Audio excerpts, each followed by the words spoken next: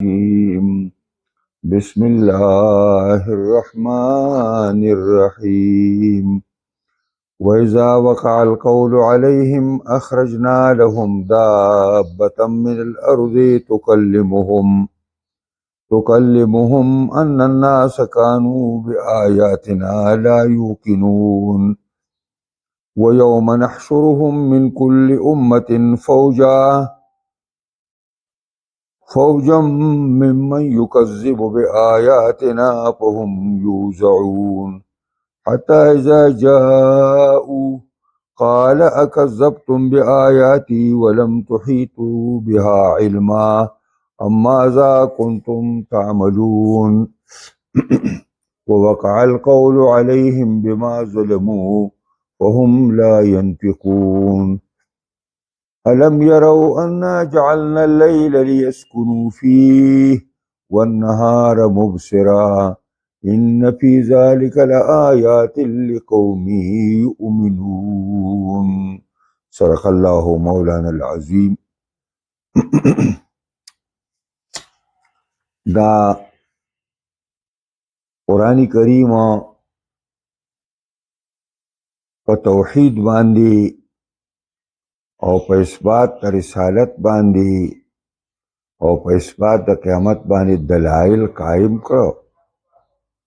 نو اوس د قیامت نه چې مخکې کومې علامې به راځي نو دا په حدیث کې راغلي 10 علامې دي، خو من جمله دغه علاماتو نه یو علامه دلته په دې آیاتونو کې الله پاک ذکر کوي او د قیامت هغه احوال الله رب العزت دغه تذکره کوي او الله مونږ هغه ته ذکر کوي دې لپاره چې مونږ تاسو ته د آخرت او قیامت یاد شي او په آخرت او په قیامت باندې زمونږ عقیده ده نو دا نورم کلک او پخته شي په دې باندې. نو فرمایي الله پاک وَإِذَا وَقَعَ الْقَوْلُ عَلَيْهِمَا، کله چې واقع شي وینا په دوی باندې، یعنی عذاب الهی په دوی باندې راش او د قیامت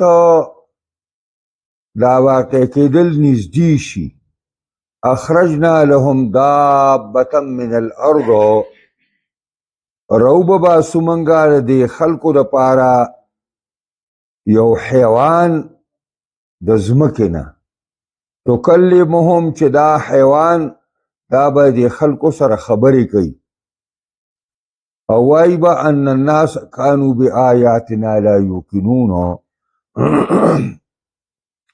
یقینا خلق دی په آیاتونو زمونږ باندې لا یوقنون یقین پې نه کوي، زمونږ په آیاتونو باندې یقین نه کوي. نو د قیامت په علاماتو کې دام یو علامه ده چې دا صفا ډیری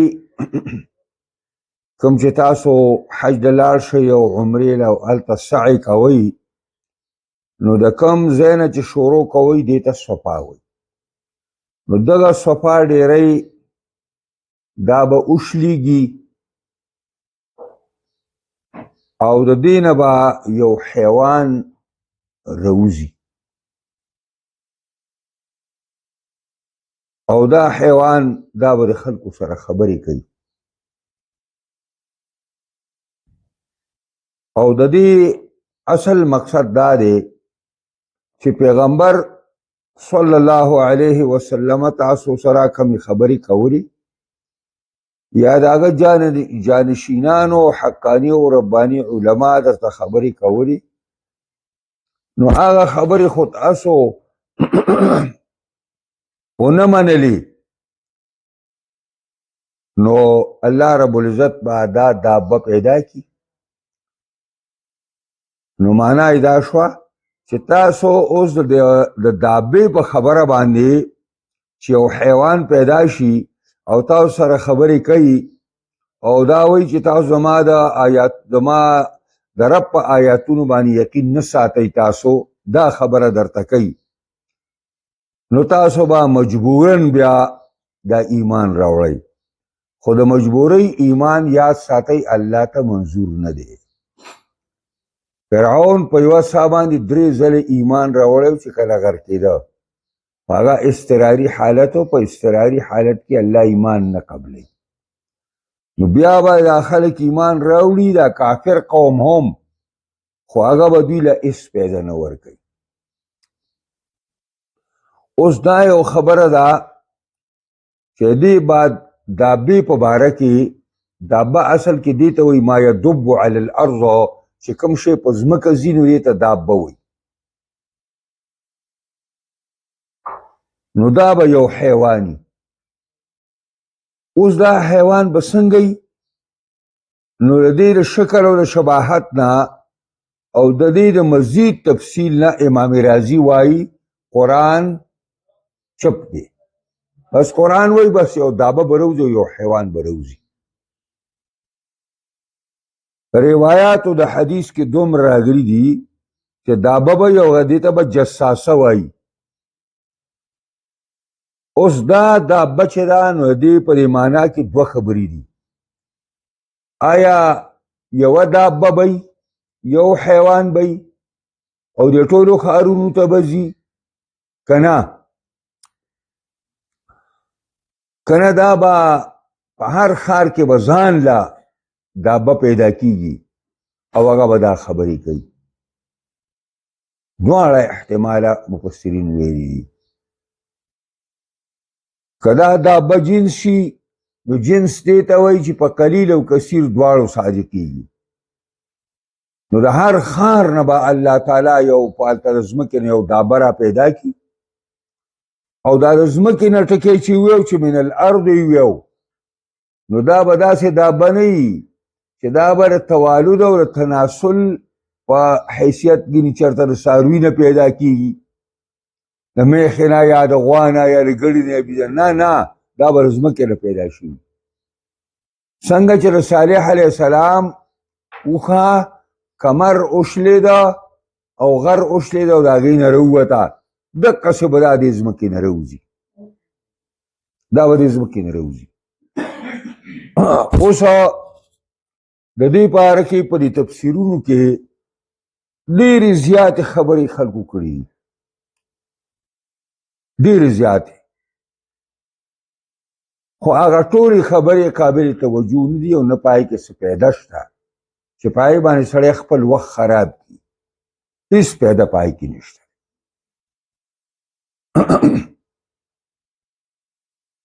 نو به دومره چې څونه زمونږ په دې ایمان دی چې د قیامت په علاماتو کې به دا یو قریب علامه وي، دومره به قریب وي چې روایات او د حدیث کې راځي یا به نور د قبلې نه مخکې راوخیږي، فوراً به ورپسې دا دابه پیدا شي، او یا به دابه وړاندې شي او فوراً به چې نور راخیږي مغرب نه راوخي. یعنی دا د مغرب نه راختل یوه نښه ده د قیامت، او دا جساسه او دا دابه پیدا کول دویمه نښه ده د قیامت. خو دا یو بل سره داسې نتي دي او تړلې شوي دي چې کوم یو مخکې شي بل به ورپسې. دومره پورې خبره ده بس. اوس دا دابه به باقاعده خبرې کوي او د انسانانو سره په انسانانو پر ژبه به خبرې کوي، یا انګریزانو سره په انګلیش کې به لګي او د هندوانو سره په سنسکرت کې به لګي او د پښتنو سره پر پښتو کې لګي. دا قوم په ژبه باندې به قوم سره خبره کوي. اوس دا خبره چې تکلمهم، دا دابه به خلکو سره خبرې کوي. د دې خبرو هغه اتمام حجت ته آخري چې الله تعالی په دې مخلوق باندې سر ته رسوي، او دا به باقاعده داسې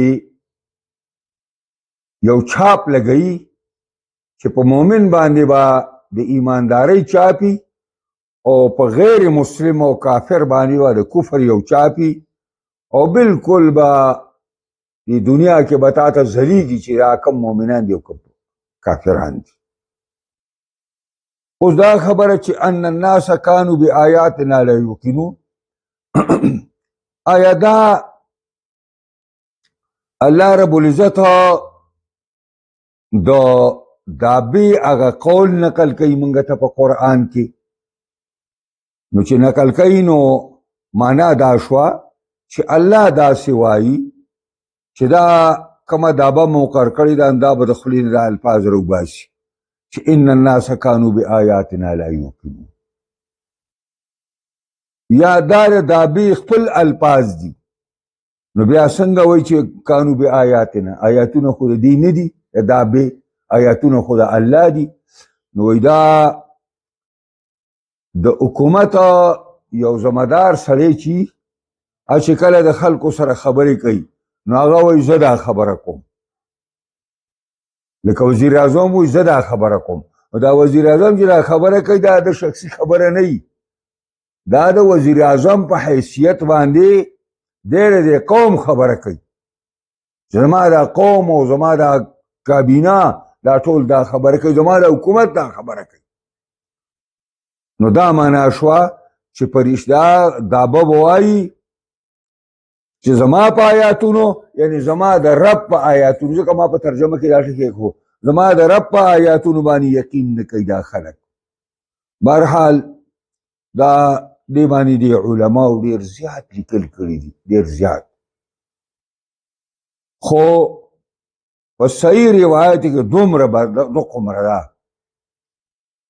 چې دا د صفا غر به وشلیږي او د هغې نه به یو حیوان پیدا شي او باقاعده خلکو سره خبرې کوي. دا هم راغلي دي، داسې روایت موجود دي چې دا به 3 ځله ځمکې نه راوځي، یو ځل به د بانډو کې راوځي بیا به ورکه شي، د هغې دا خبر به په بانډو کې خور شي، دوباره به راوځي، د هغې دا خبر به مکې معظمې ته هم راورسي، او 3م ځل چې به راوځي دا ټوله دنیا به خبر شي. دا د دابې باره کې مې ورته خبره وکړه چې دا د قیامت په علاماتو قریب ترینو علاماتو کې دا ده، ډېر نږدې. وَيَوْمَ نَحْشُرُهُمْ مِنْ كُلِّ أُمَّةٍ فَوْجًا،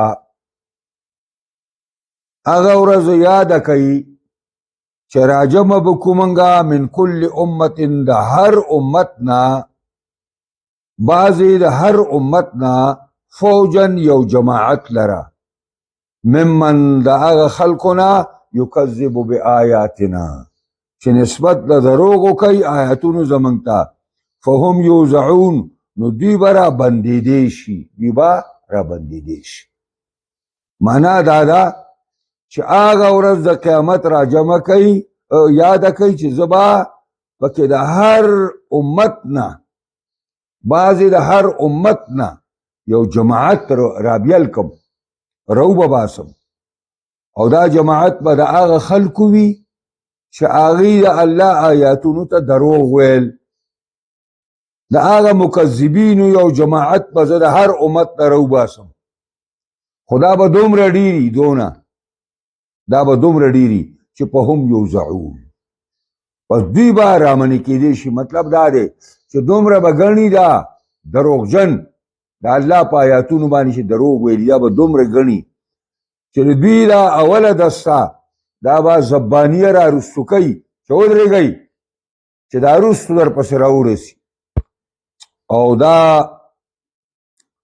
چې دا خلک دا غټ غټ جلوسونه وباسي یا دا غټ غټ مارچونه خلک کوي، نو پای کې هم دا طریقه ده چې کوم خلک تیز رواني هغې دپاره سړي هغه روکوي، او دا کوم چې رو دي دا ورپسې تیزوي. نو دقسې به دا مکذبین چې دا جهنم ته روان کړي نو هغه لومبني به رامنې کوي، دا چې رستني ورسې یوځای شي او په یو ځل باندې الله جهنم ته واچي. د یوزعون معنا دا ده حتی اذا جاءوا، حتی چې دا خلق دی موقف ته راشي، یعنی د حساب کتاب ځای ته راشي چې هغې ته موقف وایي، ځای رو درځل ورته وایي. خلق پای کې ودرېږي، حساب کتاب دپاره به ودرېږي او الله تعالی دربار کې به حاضر ولګي. چې ولګي نو الله به ورته وایي قال کذبتم بآیاتي، الله به ورته ووایي اکذبتم بآیاتي، آیا تاسو زما په آیاتونو باندې نسبت د دروغ وکړو چې دا آیاتونه نه دي، یا دا آیاتونه دي خو ستاسو باره کې نو، یا آیاتونه دي خو دا زاړه شوي دي، یا یې ټیم تیر شوی دی. تاسو وایي اولم تحیطوا بها علما، حال دا دی چې ګیره نه واچولې تاسو په دې آیاتونو باندې د علم په لحاظ سره. یعنی معنا دا ده څنګه چې آیاتونه پیغمبرانو به پیش کړل نو تاسو بغیر دی نه چې سوچ پې وکئ، فکر پکې وکئ او درنګ پکې تیر کئ، فوراً به تاسو ویل چې موږ یې نه موندو آیاتونه د الله نه. ولم تحیطوا بها علما معنا دا ده چې تاسو پې د علم په لحاظ سره قبضه نه وه راغلې ستاسو، تاسو به دې کې تدبر او سوچ نه و کړی او بس څنګه چې درته خبر راورسېدله بلا سوچ و بلا سمج هم ویل چې موږ یې منلو ته تیار دی. که نه اما ذا کنتم تعملون، که نه دا وایي چې موږ دروغ د نسبت نه دی کړی نو دا راته وایي تاسو نور څه کول، هغه نور کاره مو ښایي، ستاسو خو سیوار تکذیب نه بل کار نه و، تاسو په قدم قدم باندې او په ټیم ټیم باندې او په موقع موقع باندې تاسو په مخه باندې تکذیب د آیات الله کړی و. نو دا راته وایي چې تاسو تکذیب نه دی کړی نو تاسو علاوه نور څه کار کوو، راته وښایي. ووقع القول، دا لفظ دو ځله راغی، ووقع القول علیهم، او بیا وایي ووقع القول علیهم. دلته قول وینا ته وایي، خبرې ته وایي، خو دلته مراد عذاب دی، دلته مراد څه دی؟ عذاب الهی دی. نو معنا دا ده ووقع القول علیهم، کله چې واقع شي عذاب الهی په دوی باندې، اوس الله چې چا باندې عذاب نازلوي نو هسې نه نازلوي، بما ظلمو، په سبب د هغې باندې چې دوی ظلم او زیاتی کړی و، نو په هم لا ینطقون، دوی به بیا خبرې نشي کولی. کله چې د عذاب فیصله پر خلکو باندې وشي او دا فیصله به په الله ذکر کړي چې دا به ظالمانی، نو دوی به خبرې نشي ویلی، دا به ګونګیاني، خبرې به نشي کولی. اوس سوال دا پیدا شو چې کله کله خو ته الله تعالی تپوس کوي او دوی چې کوم دی بعض ځایونو کې د یو بل نه هم تپوسونه کوي، نو څنګه خبرې نه کوي؟ نو دا قیامت مواقف دي 50 پارټي کې دي، په بعضې پارټکونو باندې د دوی نه تپوس کېږي او دوی جواب ورکوي، او په بعضې پارټکونو کې چې تپوس نه کوي دقسې ورودي. نو کوم ځای کې چې خبرې نه کوي لکه دلته، نو دا یو ځای دی، او بیا چې خبرې کوي هغه بیا بل پاټک دی. الم يروا انا جعلنا الليل ليسكنوا فيه والنهار مبصرا، الم يروا آئین گوری دا خلقو انا جعلنا الليل چې یقینا ګرځول یو پیدا کړی دا موږ شپه، لیسکنو پی چې آرام حاصل کی پدې کې، او النهار مبصرا او ګرځولې دا موږ ورځ لیدونکې. نو دا د الله دی قدرت ته وګوره چې دا شپه الله تعالی توره کړې ده او تیارې پکې راوستې ده، دې دپاره چې دا خلک په دې کې آرام وکړي او ویده شي. نو دا خوب چې دی نو دا اخو الموت ورته وایي، دا خوب د مرګ رور دی وایي. یو غټ مرګ دی چې پای باندې هغه روح د سړي نه وځي، او یو خوب دی دی کې دا روح ممیزه ورته یوځي او اصل روح پاتې. نو دا یو قسم لا دا موت چې دا عبارت دی دینا چې تعلق الروح بالبدن. حیات څه ته وایي؟ تعلق الروح بالبدن، دا روح بدن پورې ټچ کېدل او نښتل دا حیات دی. او دغه روح دا ورچا پورې موږ زما خیال دا مطلب چې تیل موږ سکري دي بس چې څونه ګرمي نه خوند کوي. لرکه مکمل لرکه ده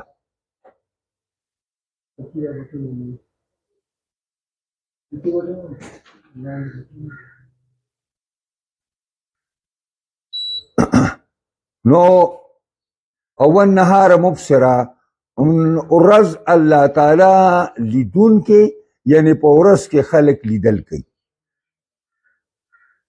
دا ورځ زید لیدلو دی، خلق په خپلو حلالو رزقونو پسې منډې وهي، خپل کسبونه کوي، خپل کارونه کوي، او څوک د الله عبادتونو بندګۍ پکې کوي. ان فی ذلک لآیات، یقینا په دې مذکور کې لوی لوی نښې دي د الله د قدرت، لقوم یؤمنون، دپاره دا قوم چې هغه ایمان راوړي. چا کې چې ایمانی نو هغه خلق چې کومه دی هغه د الله تعالی په دې آیاتونو باندې بیا پوهېږي ما او د هغې لپاره په دې کې عبرت وي. دا دې ترجمه وه، دا دوباره ته ترجمه کوم. وإذا وقع القول عليهم، کله چې واقع شي وینا د عذاب په دې خلکو باندې، یعنی قریب شي، قیامت نږدې شي، اخرجنا لهم دابة من الارض، راو بباسو منګه دې لپاره یو حیوان د ځمکې نه، تکلمهم، دا حیوان دوی سره به خبرې کوي د دوی په ژبه باندې، او وایي به چې ان الناس کانوا بآیاتنا لا یوقنون، یقینا خلق دی دوی په آیاتونو زمونږ باندې یقین نه کوي. ویوم نحشرهم من کل امة فوجا، یاد کوي هغه ورځ د قیامت چې راجمع به کوو مونږه د هر امت نه فوجا یو جماعت لره، چې دا جماعت به ممن یکذب بآیاتنا، دا هغه چانوي چې نسبت د درو کوي زمونږ آیاتونو ته، فهم یوزعون، نو دوی به رامنې کېدی شي. حتی اذا جاءوا، حتی چې دوی دې موقف ته راشي او مقام د حساب کتاب ته راشي، قال الله به ورته یا کذبتم بآیاتی، آیا تاسو نسبت د دروغو زما آیاتونو ته کړی ولم تحیطوا بها علما، او ګیره نه واچولې تاسو په دې باندې په اعتبار د علم سره، یعنې بې سوچه او بې سمجه آیاتونه تاسو مسترد کړي دي. اما ذا کنتم تعملون، کنا څه دی هغه څیزه چې تاسو یې کوئ، اما ذا کنتم تعملون، کنا څه کول تاسو چې تکذیب هم نه دی کړی. خبره خدا ده چې تاسو سوا د تکذیب نه بل کار نه دی کړی. ووقع القول، واقع بشي وینا، او کلا چې واقع شي وینا د عذاب پر خلکو، بما ظلمو، په سبب د دې چې خلکو ظلم کړی په ځانونو باندې، نو په هم لا ينطقون، په دا خلک به خبرې نشي کولی. الم یرو، آیا نه ګوري دا خلک انا جعلنا اللیل لیسکنوا فیه، چې یقینا ګرځولې موږ شپه دې دپاره چې دوی په دې کې آرام حاصل کړي. نو د ورځې دا کم ستړیوالی او ستوماني دا اوځي.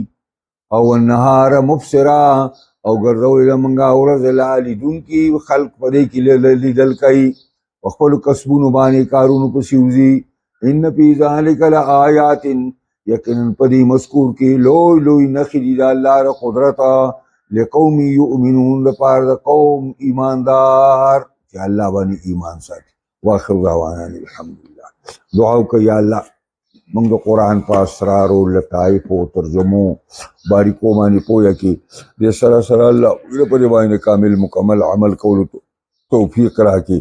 قرآنی نظام د شریعت نظام په تمام جهان خاص کر پاکستان کې راولي دې له څوک کار کوي کامیابي کې څوک مخالفت کوي هدایت ورته کوي کبد قسمتۍ تباهي کې الله زمونږ د ټولو نه راضي شي څونه زمونږ مشران زنانه نارینه وفات شوي دي الله ټول وبخي څونه د مسلمانانو بیماران دي الله ټول ته شفا کامله عاجله ورکړي یا زمونږ پروردګاره زمونږ را مظلوم مسلمانان د کشمیر او د فلسطین او د غزه کما چې د مشرکانو هندوانو د لاس نه او د یهودو ملعونانو د لاس نه او د امریکې او برطانیې د ګمراهانو د لاس نه الله په عذاب کې پراته دي الله دې د عذاب نه راوباسي دې حفاظت وکړي او دې انتقام د دې کفارو نه والي او دې کفارو دا زور او غلبه ختمه کړي دا ټکنالوژي ختمه کړي دا زیب و زینت ختم کړي دا مال او دولت ختم کړي